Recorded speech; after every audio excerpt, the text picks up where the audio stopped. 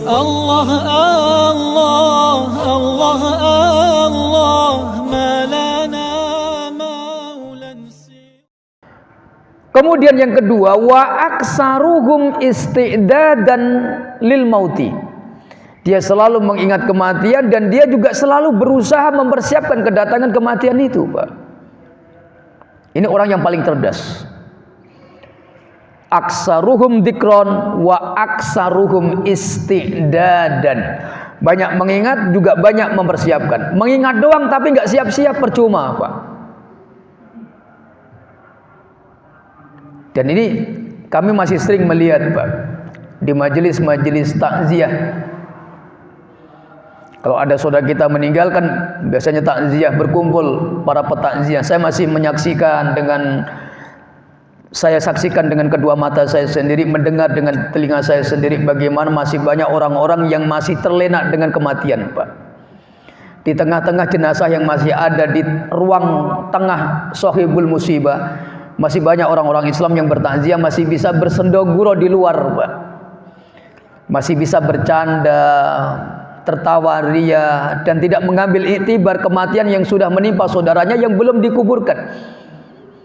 Hatta ketika sudah nanti di kuburan, di makbarah, kita juga masih kadang melihat ketika mayat itu dikuburkan, orang-orang masih banyak yang bercanda, bertawa ria. Jadi tidak bisa melihat bahwa ini adalah iktibaron, dzikron, pelajaran daripada Allah Subhanahu wa taala.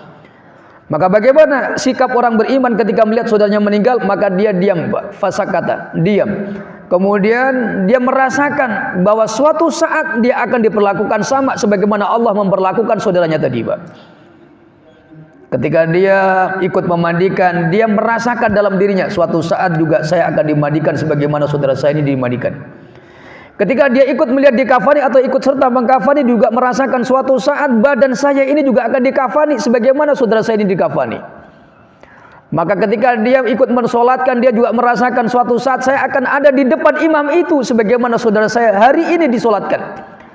Ketika sudah dimasukkan di yang lahat ditimbun, dia juga melihat bagaimana suatu saat nanti dia akan hidup sendirian di dalam itu, ditimbun dan ditinggalkan oleh keluarganya. Maka dia akan terjadi apa yang dalam hatinya? Riqatul qalbi, Pak. Sepulang dari takziah, sepulang daripada ittiba tasyiul janaisnya, maka dia akan ada perubahan akhlak, perubahan spiritual, dia ada perubahan secara ucapan, tindakan. Kenapa? Dia melihat apa yang terjadi pada saudaranya yang sudah mendahulunya merupakan satu pelajaran yang akan juga menimpa pada dirinya.